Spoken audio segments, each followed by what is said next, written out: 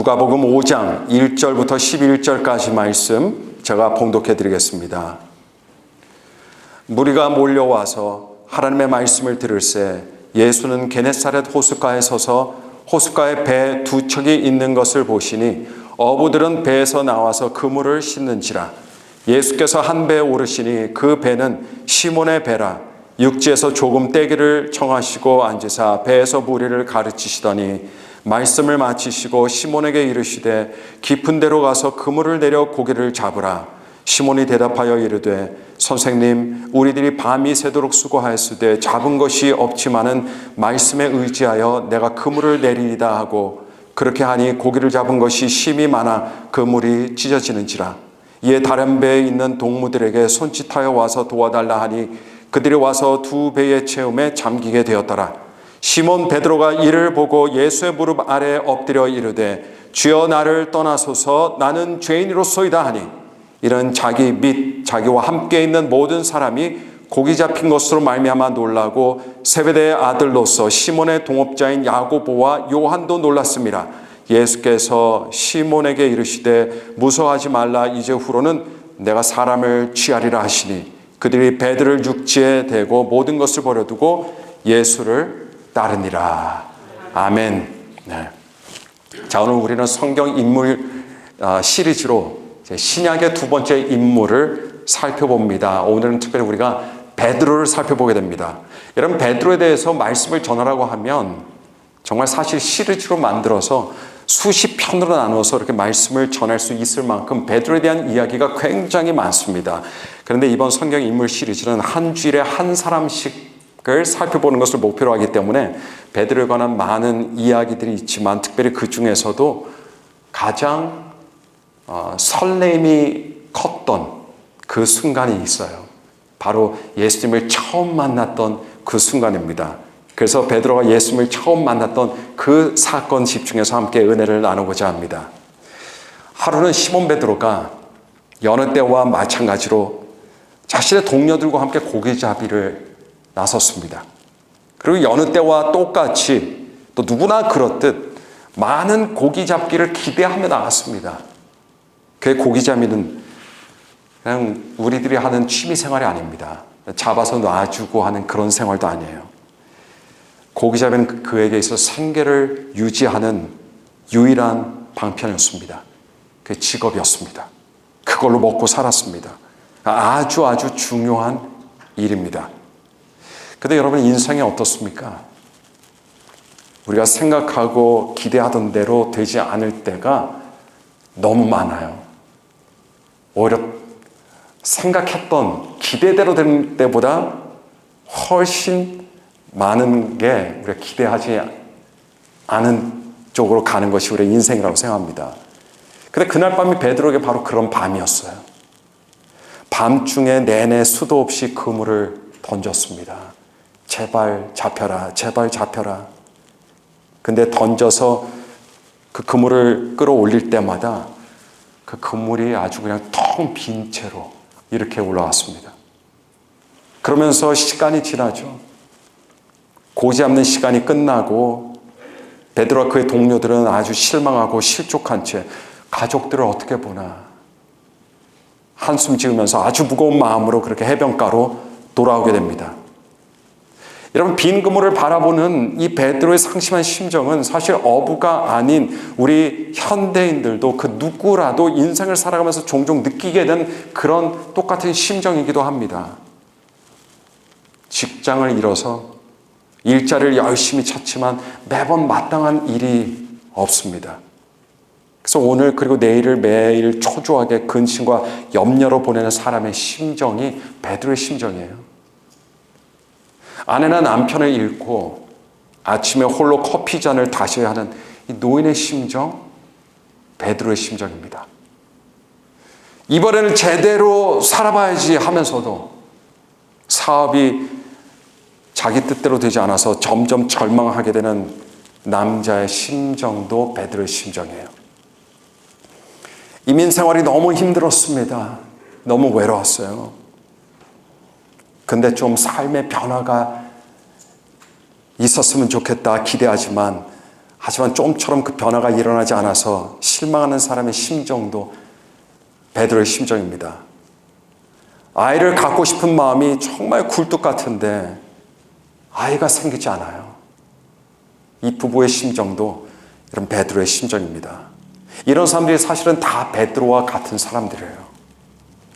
그런데 오늘 본문 말씀은 단지 베드로의 안타깝고 슬픈 빈 그물 이야기만을 하고 있지 않습니다. 비록 베드로의 빈 그물의 이야기로부터 모든 것이 시작이 되지만 그러나 오늘 본문 말씀의 이야기의 초점은 이야기의 시작에 있는 것이 아니라 이야기의 끝에 있습니다. 오늘 이 시간 베드로의 바뀌어진 역사적인 운명의 순간을 함께 살펴보면서 우리 함께 하나님의 은혜를, 하나님의 말씀을 나눠보도록 하겠습니다. 첫째로 오늘 본문 말씀 보니까 이런 베드로가 기적을 경험하게 됩니다. 그런데 그 기적에 대한 전제 조건 같은 것이 있다는 것을 우리가 볼 수 있습니다. 이 베드로가 경험한 기적에 대한 전제 조건을 보니까 그 전제 조건이 참 역설적입니다. 그 조건이 뭐냐? 바로 베드로의 텅 빈 배였어요. 베드로의 텅 빈 그물이었습니다. 이게 베드로가 체험한 기적과 은혜의 전제 조건이었습니다. 베드로의 배가 텅 비어있지 않았더라면 주님께서 그 위에 올라오실 일이 없으셨습니다. 그의 그물이 빈 그물이 아니었더라면 예수님께서 그에게 가서 그물을 던지라고 명하실 일도 없으셨습니다. 그런데 베드로의 배가 비어있었고 그물이 비어있었기 때문에 베드로가 예수님의 기적과 은혜를 체험할 수가 있었습니다. 예수님의 기적을 체험하는 사람들은 여러분 어떤 사람들일까요? 다 잘 살고 있는데 복권 통해서 더 잘 살았으면 좋겠다. 잘 먹고 살고 있는데 뭔가 좋은 일이 있었으면 좋겠다. 이런 게 아닙니다. 사실 나의 인생의 배가 텅 빈 배구나. 살아서 봤더니 내가 가지고 있던 그물이 텅 빈 그물이구나. 그거 깨닫는 사람인데 예수님의 기적과 은혜가 그 사람에게 임합니다. 사람들이 이 평생 무언가 얻기 위해서 살아가죠. 그래 무언가 많이 얻으면 얻을수록 성공한 것처럼 그렇게 착각합니다. 근데 여러분 이 세상의 것들은요, 내가 아무리 많이 가지고 있어도 아무리 충분히 내가 가지고 있다 해도 여러분 알고 보면 내 게 아니에요. 여러분 게 아닙니다. 왜냐하면 나중에 죽을 때 결국 다 놔두고 가야 될 것들이기 때문에 그렇습니다. 여러분 이렇게 생각하시면 됩니다. 여러분들이 소유한 것들 중에 영원히 여러분의 소유로 남는 것이 여러분들의 것이에요. 그게 우리들 것입니다. 아무리 뭔가를 오래 가지고 있었다 해도 내가 영원히 그것을 가질 수가 없다면, 영원히 내가 그것을 소유할 수 없다면 그것은 내 것이 아니에요. 그냥 주어진 시간 동안 잠시 빌려 쓰는 것과 다름없는 것들입니다. 장기간 리스 물품이에요. 리스 기간이 끝나면요, 다 빼앗기는 것들입니다. 자식들이 그렇잖아요. 내가 가지고 있는 모든 것들이 그래요. 여러분들이 사놓은 땅, 거기에 여러분들의 이름이 적혀 있죠. 문서에. 여러분들이 산 집, 집문서에 여러분들의 이름이 있습니다. 그러나 여러분, 그것들이 영원히 여러분들의 땅이나 여러분들의 집이 아니에요. 조금 시간 지나잖아요. 문서 이름 바뀌어져 있습니다. 여러분이 살고 있는 집, 피땀 흘려서 산 집, 그 남의 집이 돼요. 여러분 거기에 사는 사람들, 그 새로운 땅의 소유주, 여러분들 존재조차도 모릅니다. 수년 전에 한국을 방문했을 때 제가 어릴 때 살던 아파트를 찾아가 봤습니다. 어릴 때 추억이 누구나 다 있잖아요. 근데 딱 그 자리에 갔는데요. 그 아파트가 없어졌어요. 재개발되어서 다른 이름의 다른 모양의 아파트가 거기 들어섰습니다.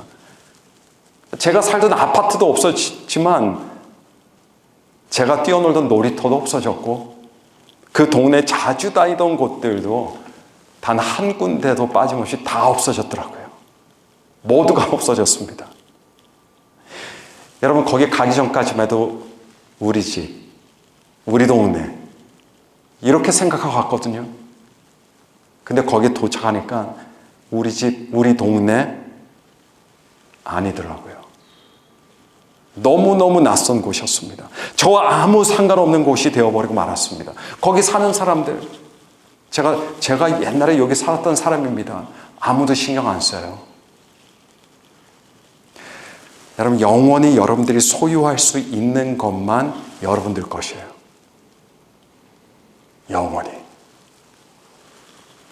영원히 내 소유가 아닌 것들, 내가 아무리 많이 가지고 있어봤자 그거 내게 아닙니다. 그래서 결론은 이겁니다. 이 세상의 것들을 아무리 많이 가지고 있어도 다른 사람들의 부러움을 산다 해도 그것들은 정말 내 것들이 아니기 때문에 내 인생의 배는 어떤 배입니까?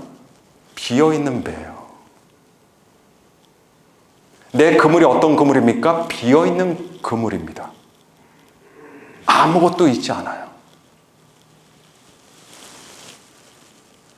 베드로가 예수님을 만난 그날은 사실 베드로에게 자신이 도무지 부인할 수 없는 자신의 상태, 자기의 인생의 고백을 하는 날이었어요. 하기 싫은 고백이었어요. 보기 싫은 자기의 실상이었습니다. 그건 뭐냐면 자기가 타고 나갔던 고기잡이 배도 빈배였지만 자기 인생이 비어 있었더라는 겁니다. 자기가 던졌던 그물도 비었었지만 자기 인생의 그물도 사실 아무것도 없었다라고 하는 걸 그걸 깨달은 거예요. 근데 예수님께서는 바로 그걸 보시고 베드로의 빈 배, 빈 인생, 빈 그물, 그 인생의 빈 그물을 보시고 예수님께서 베드로에게 찾아오신 겁니다. 여러분, 빈배라는 것은 그냥 빈배가 아니에요. 사실은 그건 문제입니다. 심각한 문제입니다. 여러분, 어선이 비어 있으라고 만들어진 게 아닙니다. 채워져 있으라고 만들어진 것이 어선이에요.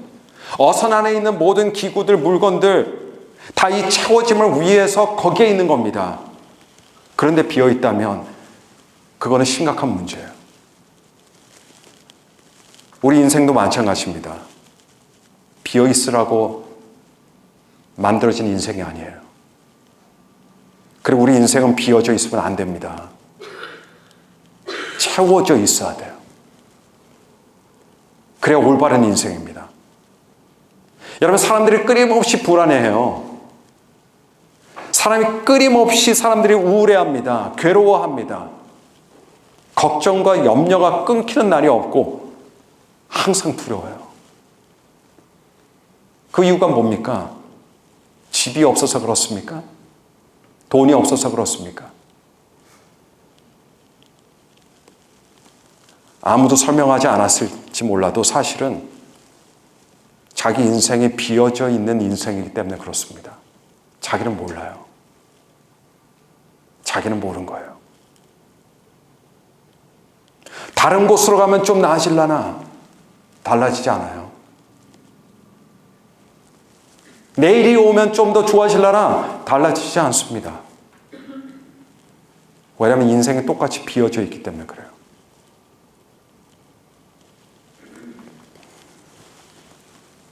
이 세상의 것들로는요, 아무리 내 인생의 배와 그물을 채우려고 해도 채워지지 않습니다. 잠깐 기쁨이 있어도 그 기쁨 오래가지 않아요. 여러분, 사람들이 왜 예수님이 필요합니까?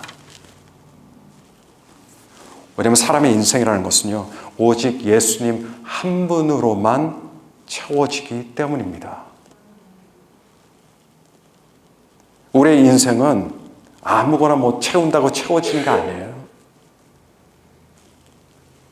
우리 인생은 생명과 진리로 채워져야 돼요. 근데 예수님이 생명이시고 예수님이 진리십니다. 그래서 예수님께서는 텅 빈 인생의 배에 그래서 찾아와 주시는 거예요. 내가 뭘 많아서 주님께서 나를 찾아와 주시는 게 아니라 내가 비어있기 때문에, 내 그물이 비어있기 때문에 우리 주님이 나한테 오신 겁니다. 그리고 그분의 임재와 그분의 생명, 진리로 우리 인생의 배, 그 배를 채워주십니다. 한 사마리아 여인이 있었습니다. 근데 이 여인에게 남편이 과거에 5이나 있었어요. 그런데 그녀 여전히 불행했습니다. 그래도 또 행복해지고 싶어서 다른 방법이 없으니까 또 다른 남자와 살기 시작했어요. 결혼도 안 했는데. 근데 사마리아 여인의 인생은 그래도 텅 비어 있었습니다. 그래서 불행했어요. 근데 예수님께서 이 사마리아 여인의 그 텅 빈 인생의 배로 찾아와 주셨습니다. 그리고 말씀해 주셨습니다. 사람으로 너의 인생을 채우려고 하지 마. 너 인생 사람으로 채워지지 않아.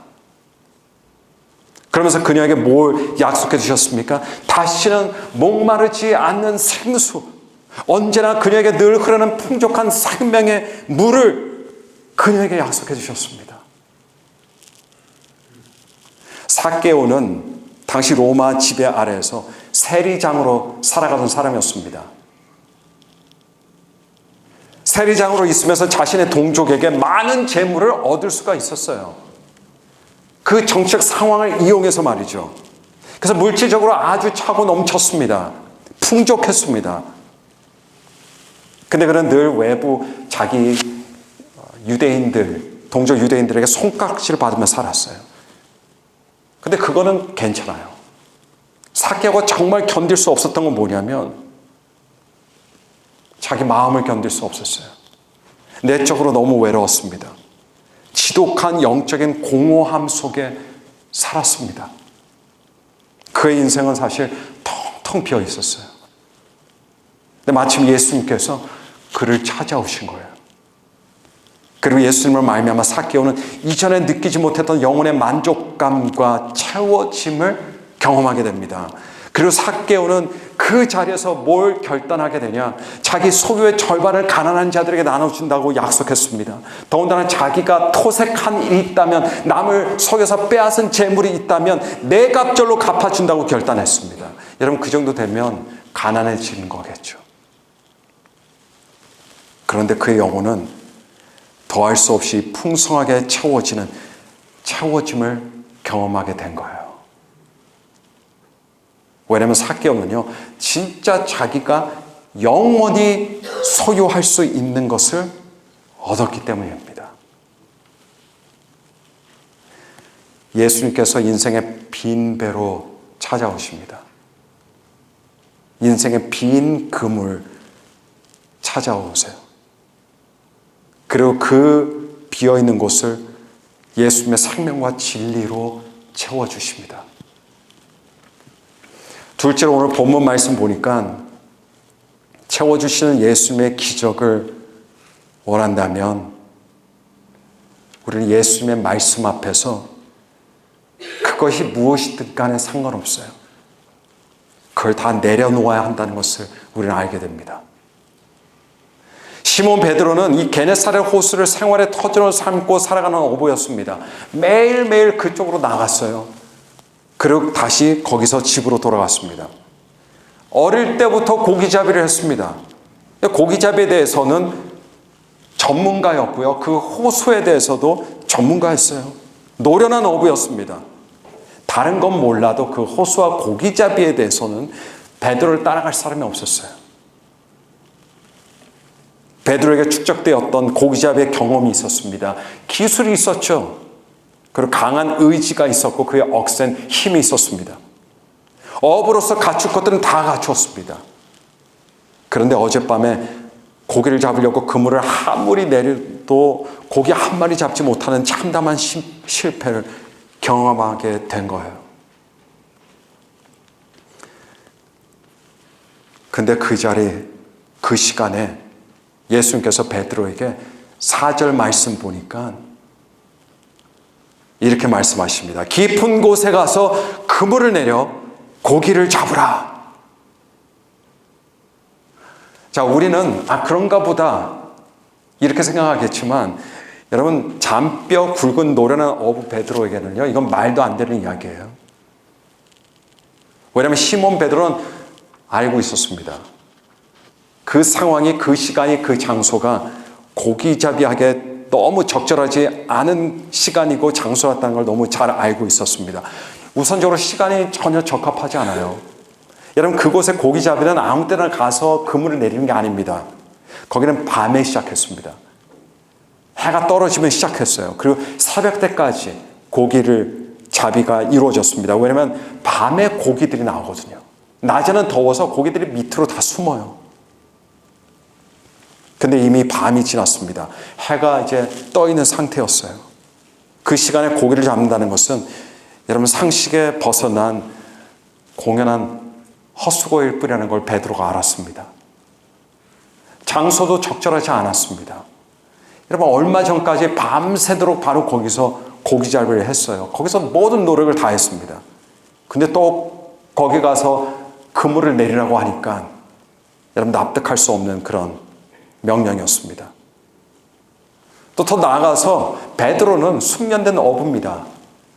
그러나 예수님은요, 수영이나 제대로 하실 수 없는 것 같은 목수 출신의 사람입니다. 그의 말을 듣는 것은 사실 여러분, 우스운 일이었습니다. 자존심이 허락하지 않을 그런 일이었어요. 나아가서 밤새껏 노력해서 지칠 대로 지친 상태에서 그물을 다 손질하고 있었어요.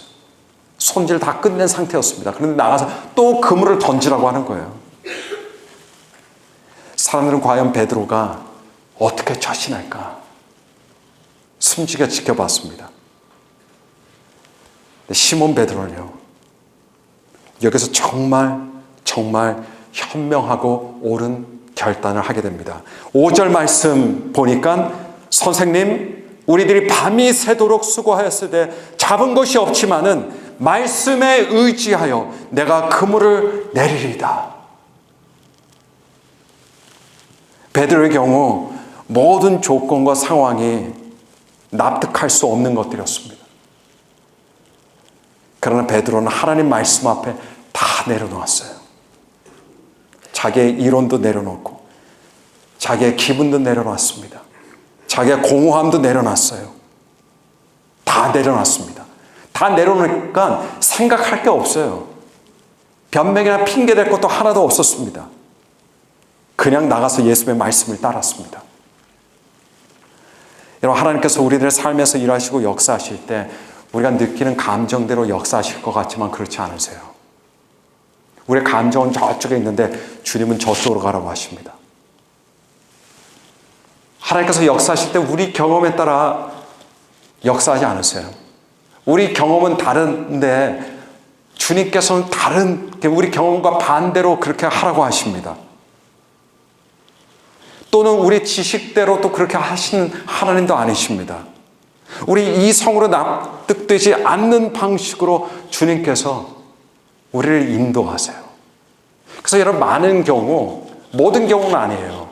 많은 경우 내 이성과 내 느낌과 반대로 나가면 오히려 그게 옳은 길이 될 때가 많습니다. 그러나 특별히 주님께서 명령하신다면 100% 그 길이 옳은 길이에요. 성경에는 도저히 이해할 수 없는 것들 우리 하나님께서 명령을 많이 하셨어요. 노아에게 방주를 지으라고 하셨습니다. 해변가에 살던 노아도 아닙니다. 배도 아니고 방주를 지으라고 그러고 그 방주에다 동물들을 다 가득 채우라고 하시네요. 아브라함에게는 자기 아들 이삭을 바치라고 하셨어요. 예수님께서는 누구든지 남들보다 위에 있고 싶으면 어디에 있으라? 아래에 있으라. 아래에 있으라. 또 예수님께서 영광의 길을 가려면 너의 십자가를 져라. 이 모든 것들이 참 이해하기 어려운 것들입니다. 그리고 우리의 발걸음이 가지 않는 곳이에요. 순종하고 따르기가 어려운 것들입니다. 그래서 알면서도 못 따르는 경우가 많고요. 아는데도 부인하고 거부하고 그래서 안 따르는 경우도 많습니다. 그러나 하나님의 말씀과 뜻 앞에서 우리의 것들을 내려놓고 우리의 그물을 순종함으로 물속으로 내릴 때 여러분 그때 우리의 그물이 채워집니다. 그때 우리의 배가 채워지게 돼요. 여러분 가만히 보면 주로 은혜가 언제 오게 돼요? 하나님의 은혜가 언제 나에게 옵니까? 예수님 앞에 나의 주권과 생각을 버릴 때 그때 오는 거예요.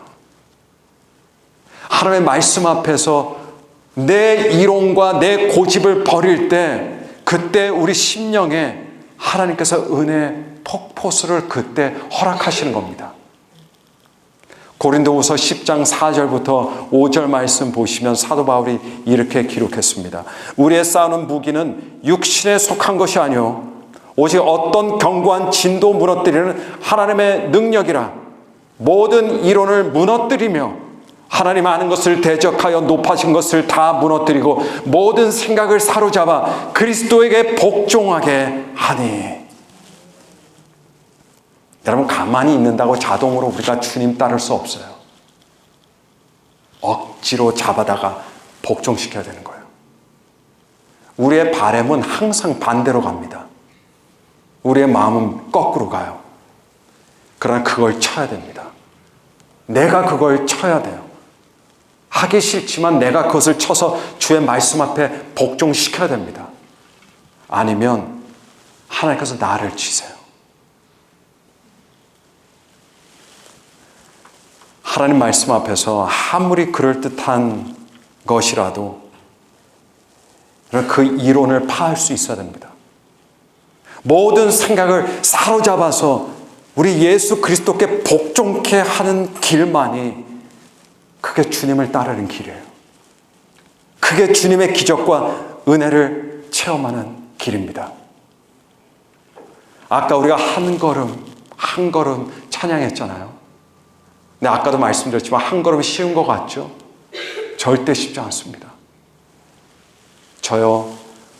저도 신앙생활 오래 했고 목회생활 오래 했지만 20년, 30년이 됐는데 그 한 걸음 더 못 나가는 사람들이 훨씬 많아요.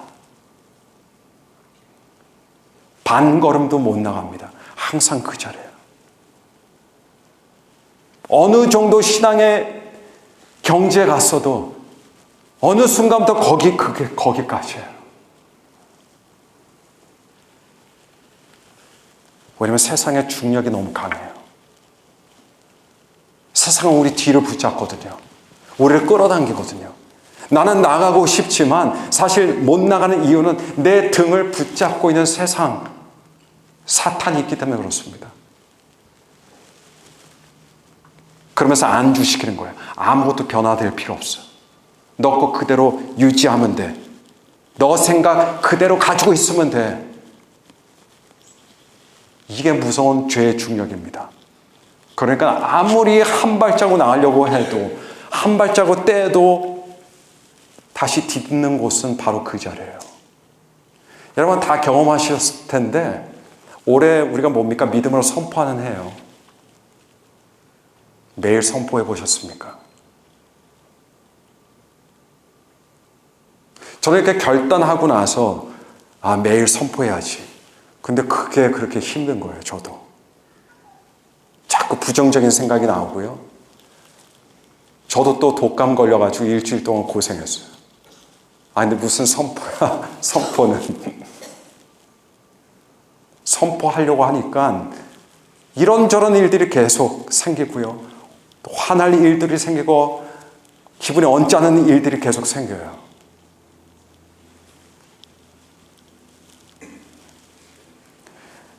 이게 우리 삶입니다.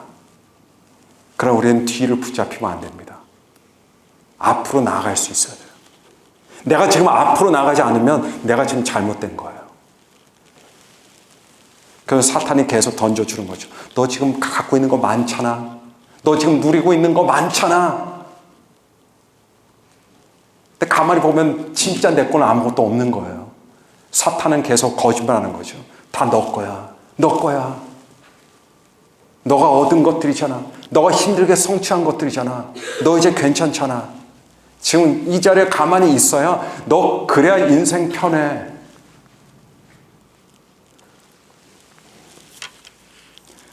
여러분, 사탄의 속삭임에 빠지면 안 됩니다. 이게 사탄의 음성인지 내 마음의 음성인지도 구별이 안 되는 거예요. 그러나 하나님 나라를 생각하세요. 하나님의 축복을 생각하십시오. 우리는 아직 갈 길이 많이 남았습니다. 멀리 온 것 같지만 멀리 오지 않았어요. 아직 가야 할 길이 많습니다. 지금 오늘 한 걸음 떼지 못하면 내일 한 걸음 떼지 못합니다. 오늘 내가 믿음으로 선포하지 않으면 내일도 믿음으로 선포하지 않아요. 오늘 본문의 말씀을 보시면 베드로가 경험한 기적 이야기를 다루고 있어요. 근데 여러분, 초점은 베드로가 경험한 기적에 있는 게 아닙니다. 베드로는 놀라운 기적을 경험하고요. 그 기적으로 잡은 그 많은 물고기들을 보면서 막 기뻐하지 않았어요. 그것들을 내다 팔기 위해서 당장 시장으로 달려가지 않았습니다. 가족들에게 자기가 잡은 물고기를 자랑으로 가지도 않았어요. 이제 우리 며칠 동안 우리 살 수 있어. 좀 쉬면서 살 수 있어. 휴가 갈 수 있어. 그렇게 하지 않았어요. 그 많은 고기들 기적으로 잡았는데 여러분, 베드로는 그 고기들을 다 버렸어요. 그 배까지 버리고요. 그물까지 버렸습니다. 그리고 무엇을 합니까? 예수님을 따르기 시작했습니다. 오늘 본문 11절에 이렇게 베드로의 모습을 묘사해 줍니다. 모든 것을 버려두고 예수를 따르니라. 모든 것을 버려두고, 근데 버려도 돼요. 왜냐하면 베드로 게 아니거든요. 다 없어질 것들이거든요. 아니, 어떻게 그렇게 얻은 고기들을 버리고 가? 이게 세상 사람들의 생각이에요. 세상 사람들이라면. 그러나 베드로는 기적보다 중요하고 기적보다 존귀하고 기적보다 더 큰 것을 보았습니다. 바로 예수님입니다. 이게 확실해야 돼요. 기독교인은. 기적은 일회성 사건입니다, 여러분. 그러나 예수님께서는 그 기적의 메시지입니다. 기적만을 보고 좋아하는 사람은 일생에 한 번 기이한 일을 체험한 것으로 끝나요. 그러나 기적의 메시지를 들은 사람, 그걸 알아본 사람은 그의 인생이 영원히 변합니다. 그리고 메시지이신, 기적의 메시지가 되시는 예수님을 영접하고 따르는 사람에게 예수님께서는 영원히 소유할 수 있는 영생을 주시는 거예요. 예수님으로 인한 영원한 영생이 바로 우리의 것이 됩니다. 지금은 괜찮을 것 같죠? 시간 조금만 지나면 우리 건강도 무너지고 시간도 다 하고 떠나게 됩니다. 그때 내 인생의 빈 배를 보고 내 인생의 빈 그물을 보고 눈물을 흘리면 안 돼요. 내가 있는 것을 보고 기뻐할 수 있어야 돼요. 영원히 내가 소유한 것을 보고 기뻐할 수 있고 영원히 내가 소유한 그 기쁨 때문에 다른 것들 다 버리고 포기할 수 있어야 됩니다. 예수님으로 인한 생명과 기쁨이 우리들의 것입니다. 왜냐하면 예수님이 우리의 영원한 구주요, 영원한 주인이 되어주시기 때문입니다. 세상 사람들은요, 베드로가 버리고 간 것을 쫓아가요. 와, 버리고 갔어. 주인 없네. 주인 없는 물고기들한테 가요. 주인 없는 배를 가지러 갑니다. 주인 없는 빈 그물을 가지러 가요. 땡 잡았네. 과연 땡 잡았을까요? 땡 잡았습니까? 베드로가 기적의 현장을 버리고 예수님을 따랐던 이유를 보시길 바랍니다. 베드로가 그 많은 물고기들을 버리고 예수님을 따랐던 이유, 그 이유가 바로 예수님이에요. 예수님 때문이라면 모든 거 다 할 수 있습니다. 예수님 때문이라면 내 자존심도 버릴 수 있고 내 생각도 고칠 수 있어요. 예수님은 우리가 내리는 모든 결정의 이유가 되십니다. 베드로가 예수님을 따르기 위해서 버려두고 간 것들을 좋아하지 마십시오. 저와 여러분들의 마음이 예수님께 있기를 바랍니다. 저와 여러분의 인생이 여러분 그렇게 매일 예수님으로 풍족하고 풍요롭고 채워지는 인생임을 선포합니다. 우리가 들은 말씀 하시면서 함께 기도하겠습니다.